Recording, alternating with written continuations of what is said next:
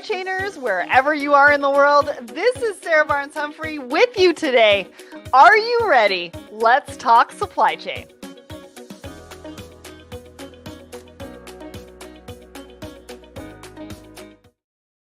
Hello, everybody, and welcome to Thoughts and Coffee. Hopefully, my internet is going to hold out. We are having a heat wave here in Toronto, and apparently it's giving me some trouble today. So hopefully you can hear me. If you can't, well, we're going to try to get that fixed. Anyways, my name is Sarah Barnes-Humphrey. I'm the founder and host of Let's Talk Supply Chain, the Blended Podcast, and the founder of the Blended Pledge. And I'm super excited to be here with you today, back in my home studio with my trade bestie, Audrey Ross, and we've got lots to share with you today. We've got a besties trip coming up and all sorts of things. So before we do that, let's hear from our show sponsor. So are you ready to find your people? If you are struggling to find a supply chain community of like-minded professionals where you can level up, network, learn about best practices from experts in supply chain, professional development, and marketing, look no further. We created the Secret Society of Supply Chain to provide a safe space, a community for everyone in the industry. We offer unique opportunities for everyone to connect and grow in 3 distinct value-packed communities: the supply chainers, women in supply chain, and the creative room.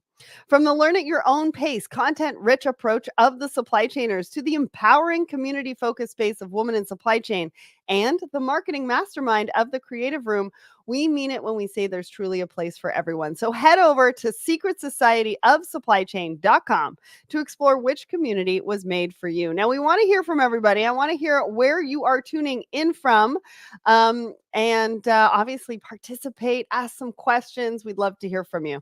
All right, let's get into what is new with Let's Talk Supply Chain. So we've got a brand new episode. It's episode 412, which is Maximize Warehouse Efficiency and Profitability with CargoWise. Now, Martin from CargoWise and Graham from AWA Logistics joined me for this one. And we were talking about warehousing. We were talking about inventory. We were talking a little bit about e-commerce as well. So you want to check this out if you're looking to take your warehouse to the next level. If you're looking to figure out your inventory within your supply chain, check that out wherever you listen to the show. It's also on the Let's Talk Supply Chain YouTube channel as well.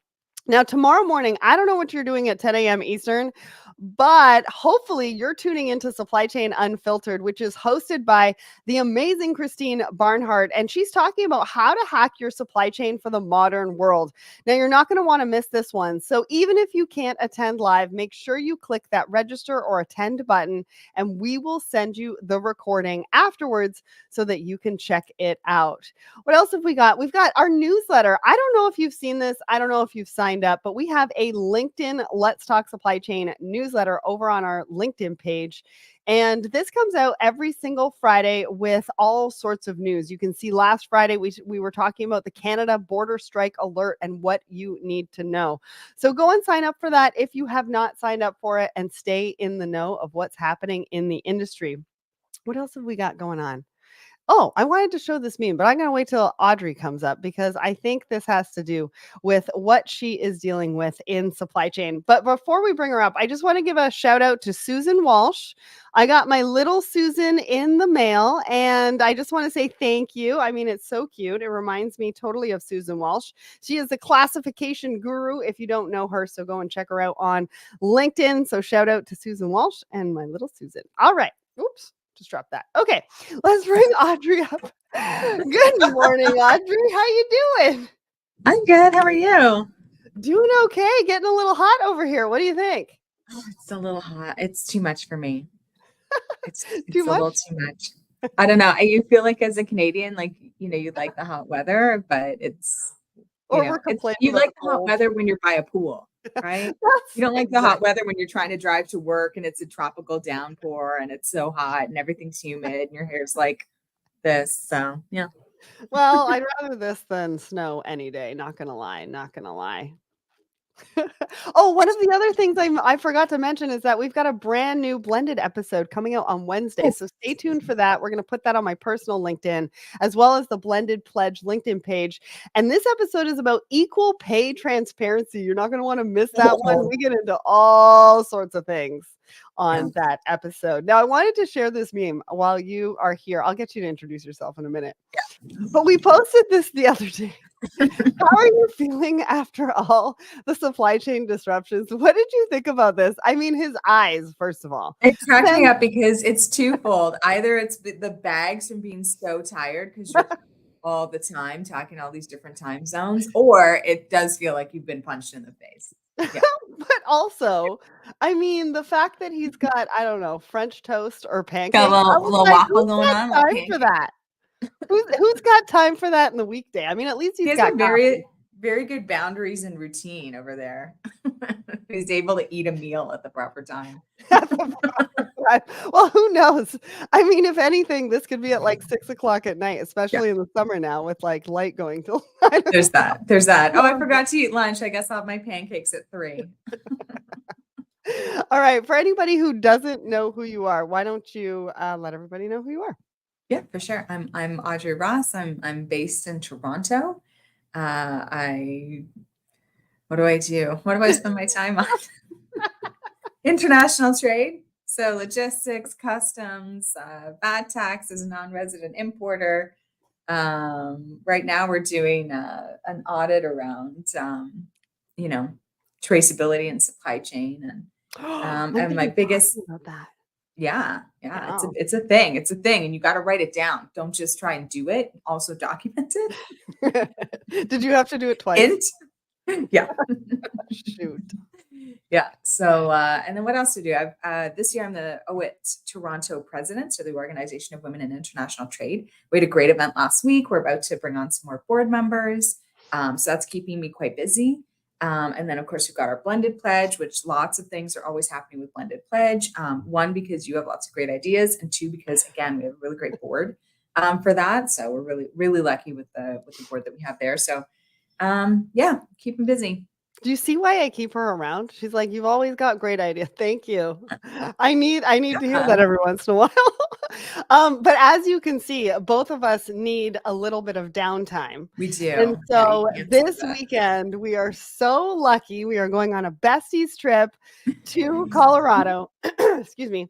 To Colorado, and we're going to go see one of our largest private donors for Blended Pledge and spend some time at a cabin. And yeah, it's going to be a lot of fun. It's going to be a little cold. Really? Not sure. I mean, she said 45 to 75 degrees. That's a little cold. I know, but it's in Fahrenheit. So it's sort of, you're like, is that? I don't really understand what that is. So I was like, I'll just pack a hoodie. I've got my tube. It'll be fine. Layers. My mom said that. She's like 45. And I was like, you're thinking Celsius. I'm like, no, it seems like it'll be cool. I think 45 is chilly. It's going to be a little cool. Anyways, we definitely need this downtime, and we're looking forward to this weekend. Yeah. No screens, hey? Like, I'm not bringing a laptop.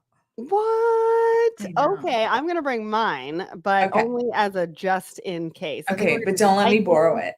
Some hiking, some kayak. No, you're not allowed to borrow it. No, nobody's allowed to touch my laptop. All right, let's get to, where are we even at? I don't even know what we're doing. Poll? Did we do poll? Poll. We haven't done the poll yet. Okay, let's do the poll of the week. So this one was a fun one. We had over 400 votes for this one.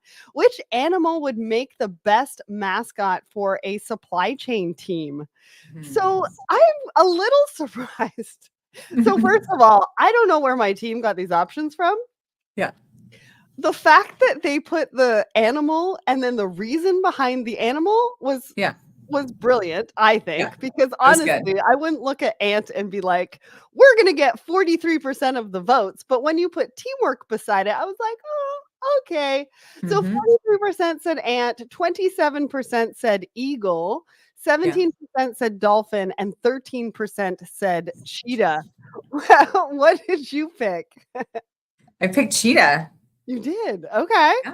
We got to be quick on supply chain. Yeah, like agile, fast, like, although it was tough because I did think ant, because ants are incredible when you start to look into them, and like they can carry, like 4 of them could carry like a chair. They really put their back into it and work together, and they clearly have good communication skills and like organizing, and they're very prepared.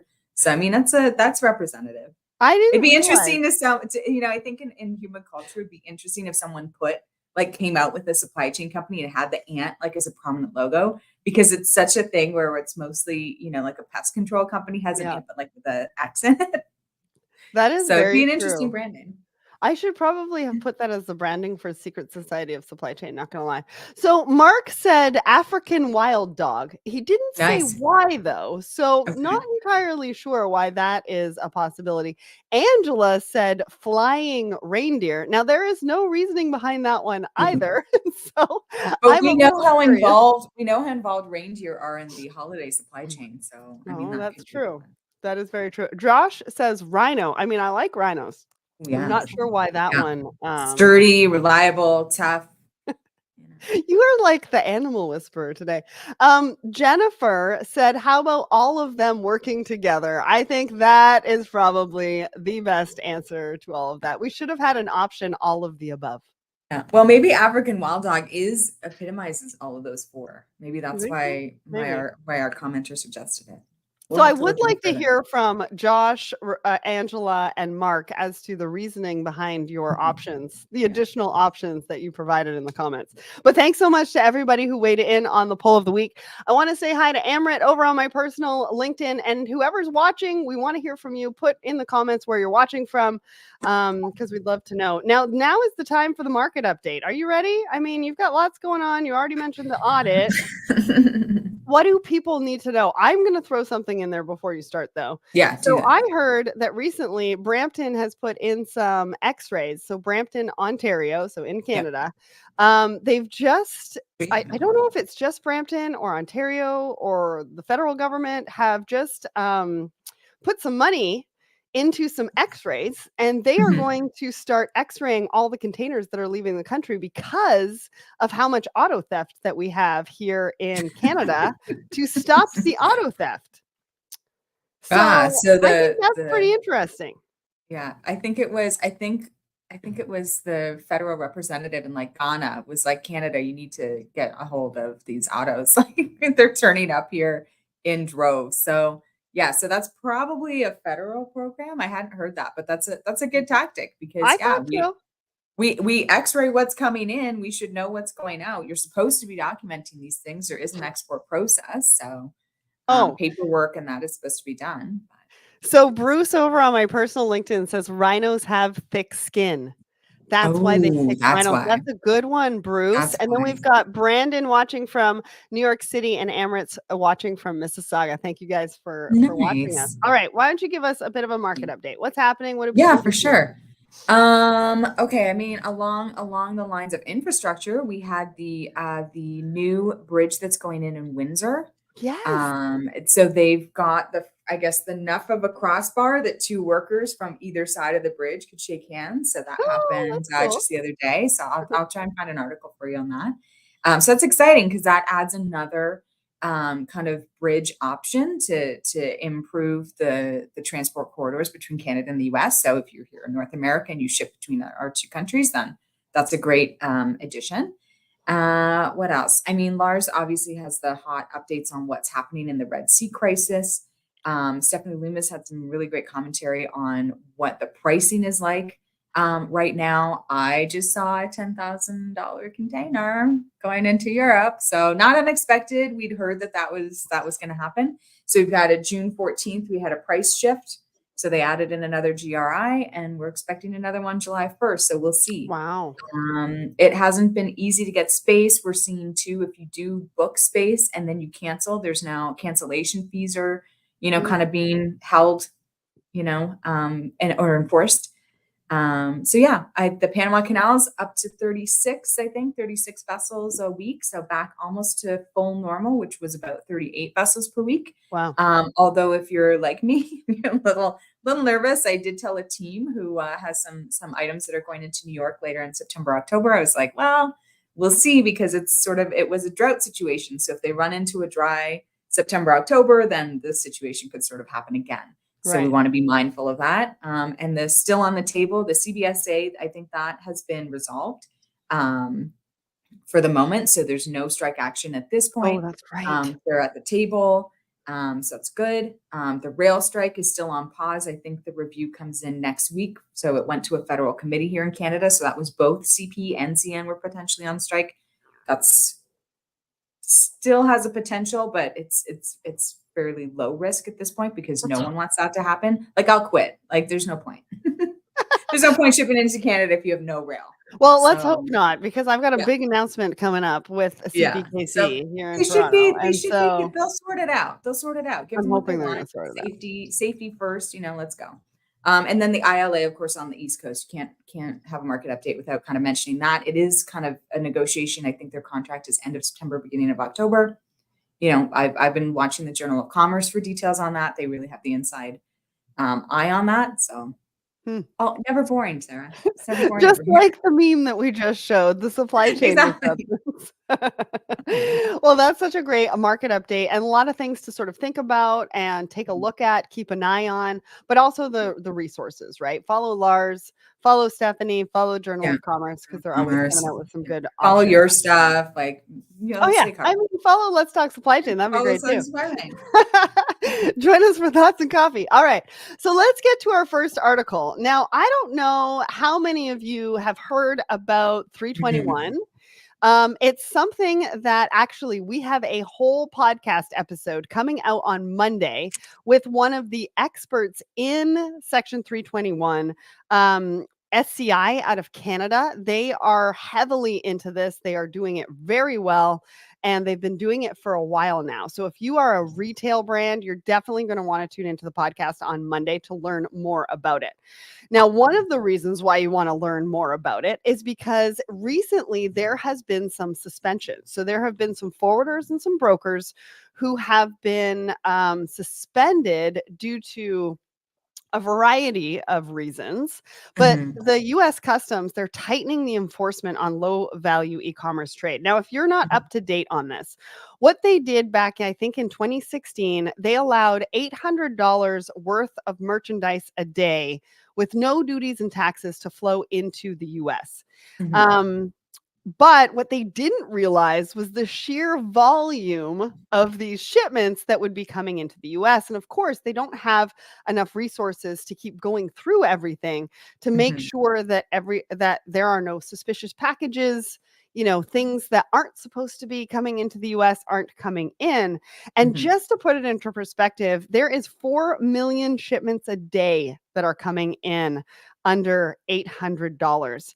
And that volume increased from 134 million in 2015 to 1 billion in 2023, and it's only going to go up. So I'm going to stop there because I've got a few more stats that I want to throw out there, but I want to hear from you and what you kind of thought about this, because you are moving goods, you know, globally, but also between Canada and the US. What did you think about this article? It's fairly lengthy. It goes into a lot of great detail, so I would highly recommend going to read it.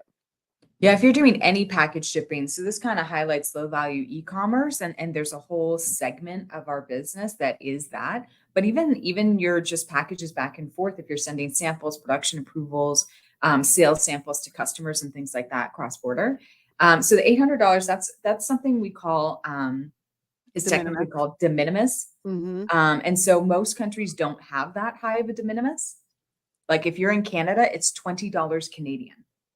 So that's why all Canadians are so aggravated by e-commerce, because they see American influencers on social and they like get all these packages, and Canadians have to, you see Canadian influencers on social, like learning about how customs works because it's so aggressive, our de minimis. And Europe has the same. It's €20 is your de minimis, right? And I think the UK in pounds. Can I just interrupt there? I have been sent gifts in the past, which I love, and I am so appreciative.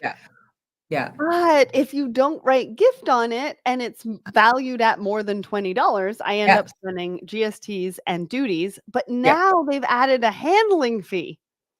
So the last one was like $14. And all it was it was some promotional items that I was sent from somebody, which I totally appreciated.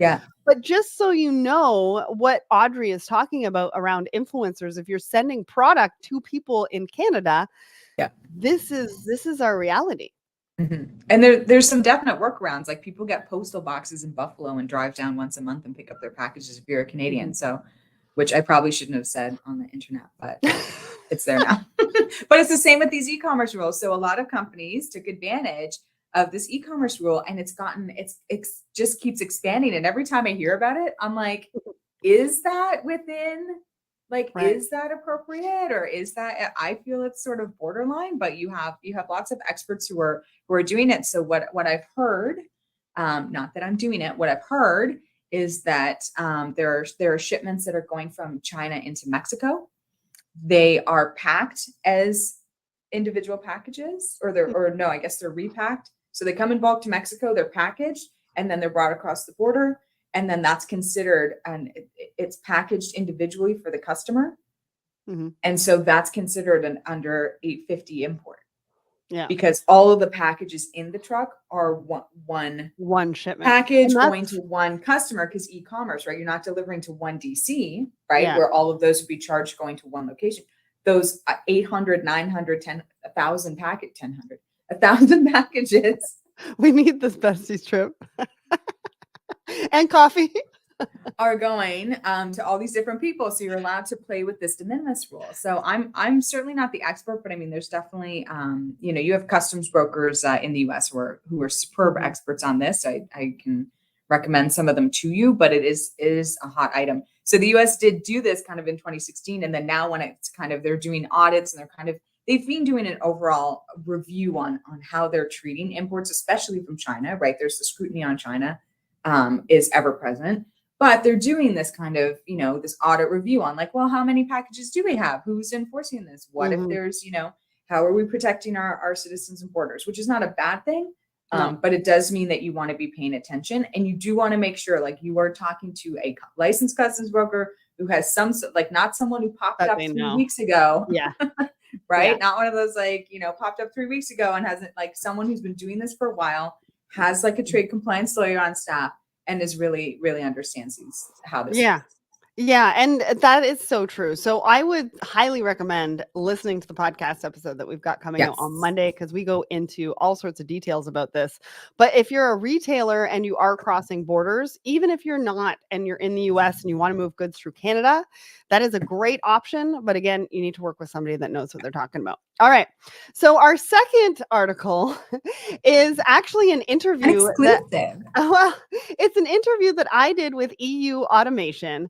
And I was very lucky for them to decide to feature me in this article, talk a little bit about my journey, talk about how I'm seeing things when it comes to supply chain technology, AI, IoT. I talked to a lot of different people.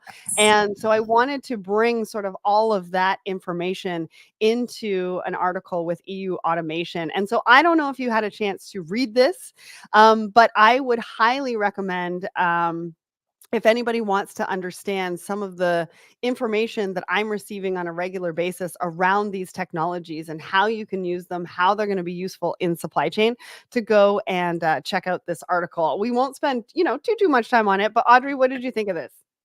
No, I thought it was great, because I think people, you have access to Let's Talk Supply Chain and this brand constantly, and you're interviewing individual companies. So if someone tunes into something, it's sort of, okay, you're getting this sort of one-on-one experience. But I think what's great about doing an interview like this is we get the bird's eye view from you on the scope of all of the individual companies that you've been interviewing and that you spend time with and that you talk to. So then we get that perspective on sort of, the trends that you're seeing, or the commonalities, or the what to watch out for, because you're really in the know on that. So I think it's a good one. Because if people, people are busy, people are, so if you can't hit every single, this will give you that arc. So yeah, so we're going to put the link in the comments to that. So go ahead, check that out. I would love to hear your thoughts. Send me a DM, comment. We've posted it on our LinkedIn and everything like that. So would love to hear from you all on that one. All right. Yeah. See if people agree or disagree, right? It's like, it's always interesting to know, like, are we seeing the same things in the market? Is the perspective different? Like, what's happening? Well, and let's start a dialogue around it, right? I'm sharing some perspectives that I've heard through interviews and different things like that I've done. One of the things that people might be surprised at is that I do mention blockchain. Now, I don't Mm. know a ton about blockchain. I have Mhm. interviewed a few people around blockchain when it first came out recently, because people are really thinking that there's an emergence around blockchain. We have been Mhm. posting a little bit more about it. One of the reasons why is because of the collaboration opportunities. Yeah. Everybody knows that I talk about collaboration being the future of Yeah. business. And I feel like, hopefully it could sort of bridge the gap and bring the community together in a collaborative Mhm. way. So Mhm. just to give everybody a little bit of an overview as to why that was one of my choices when I did talk about technology. All right, Mhm. let's talk about our last article. So I thought this was Yeah. fun. Yeah. You deal in dangerous goods, Just and a little bit. I dabble. I don't know if everybody understands dangerous goods. I mean, obviously, in the word dangerous goods, it means that you're shipping goods that are dangerous. Now, there's a Mhm. variety of ways that cargo is dangerous, and actually, I was surprised by some of the things on this list. And so that's why I wanted to share it with everybody, because you may or may not know as to what you're shipping. And I don't mean supply chain professionals that ship these goods on a regular basis, because you would Mhm. know. I Yeah. almost mean like people shipping goods in e-commerce packages potentially, or shipping something to your friend, understanding what's dangerous and could harm people. And the other reason too is we don't talk about seafarers enough. So seafarers are on the boats with all of the containers, and we want to make sure that we keep them safe while they're on those boats. They have a lot of things to contend with. They don't need to contend with reactive spillage, leakage, and improper handling. So let's go through some of Yeah. this. So some of the reactive hazards: charcoal, calcium hypochlorite, chlorite, whatever, batteries, cotton, and wool. Now Yeah. that one surprised me. Did that surprise you? No. Okay, why? Because yeah, because they're in the list of things that I see when I'm looking at my list of things. Okay, I mean, you're But in they're the very flammable. fish meal and krill seed cake. I don't know what seed cake is. I'd have to look that up. If anybody in the Dangerous. audience That's that's what it watching is, knows Sarah. what? What? Dangerous. It is okay. Fair. So spill or leak risks. Yeah. So one of the things on here is wine. I mean, I Yeah. guess because there's alcohol in it, but cocoa butter? Why cocoa Uh, butter? Do you Greasy have gets any? in everything. Melts. Flammable. Okay. Interesting. Improper packing consequences: logs and timber, steel coils. Okay. Marble and granite. I mean, Yeah, like if obviously that those stuff are falls heavy. on you, it's heavy, it breaks. It's Yeah. So what did you think about this? I mean, I'm sure you've got a lot that you can add to it. I mean, you deal in yeah. dangerous goods. But what you deal in dangerous goods, I believe, is nail polish. Nail polish, brush cleaners, room sprays, anything with alcohol in it. So a lot of cosmetics, you have to watch with if you're doing a toner, Okay. like a face toner. Face toner is usually has some sort of alcohol base to it. So Mhm. anything with alcohol, and then nail polish has acetone. Oh, and the other thing is we do these texturizing sprays, like hair texturizing sprays, and a lot of Mhm. those are an aerosol. Mhm. So those are So also combustible. so is that like the dry shampoo? Because I always Dry wonder, like, shampoos, can I yeah, travel yeah, with dry shampoo, yeah. or Not like, unless it's in your suitcase. okay, so it can be in Yeah, the suitcase though. yeah, yeah.